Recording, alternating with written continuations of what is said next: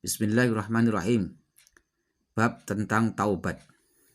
Telah berkata para ulama bahwa taubat itu hukumnya wajib dari setiap dosa. Apabila dosa atau kemaksiatan itu terjadi antara hamba dengan Tuhannya yang tidak ada hubungannya dengan hak adami, yaitu tidak ada hubungannya dengan sesama manusia, kesalahan dengan sesama manusia, maka ada 3 syarat yang harus dipenuhinya. Yang pertama, bagi orang yang melakukan dosa ataupun kemaksiatan antara dirinya dengan Tuhannya, yaitu harus mengakhiri ataupun menyudahi dari perbuatan maksiat. Yang kedua adalah menyesali atas perbuatan maksiat yang pernah dilakukannya.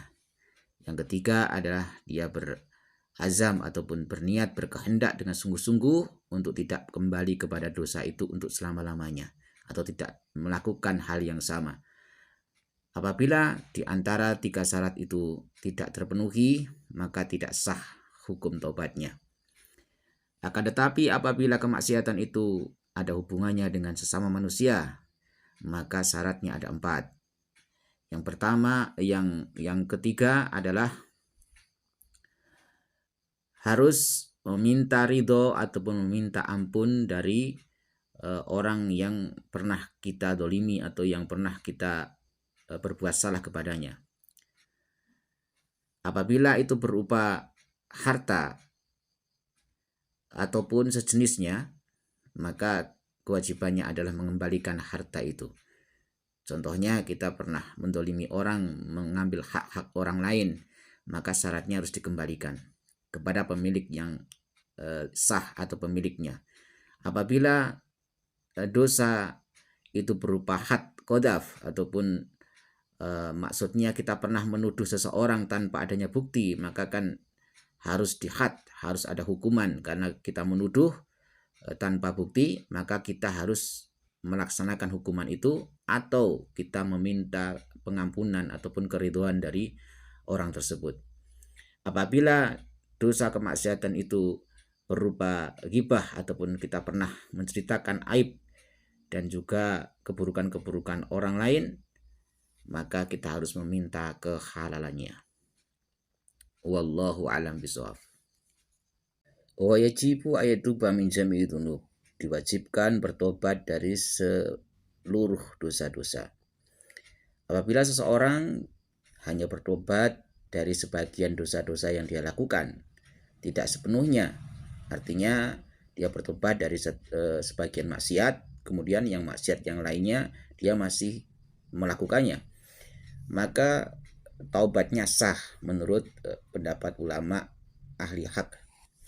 Akan tetapi hanya sah kepada dosa-dosa yang sudah dia tobati, sedangkan dosa-dosa yang belum dia tobati itu masih tetap.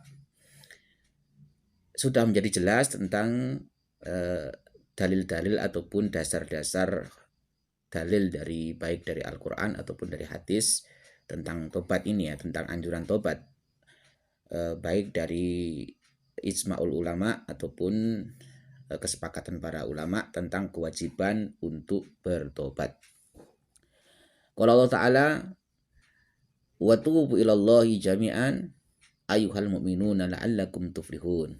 Surat An-Nur 31. Wa qala ta'ala aidan wa anistaghfiru rabbakum summa tubu ilaihi.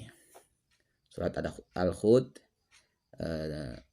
ayat 3. Wa qala ta'ala ya ayyuhalladzina amanu tubu ilallahi taubatan nasuha.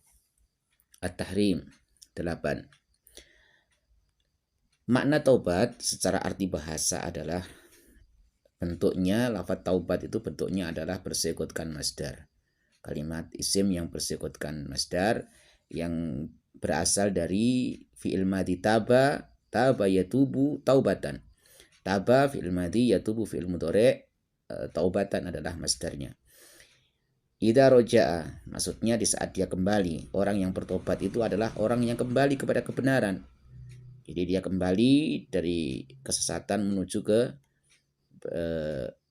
kepada hak, sesuatu yang hak, dari kesesatan menuju kebenaran, dari kemaksiatan menuju ketaatan, wasar'an menurut arti syaratnya adalah ar-ruju'u min maksiatillahi ta'ala ila ta'atih. Maksudnya adalah taubat itu menurut syaratnya adalah kembali dari maksiat yang awalnya dari maksiat kepada Allah, kemudian kembali kepada mentaati Allah Subhanahu wa taala. Wallahu a'lam bishawab.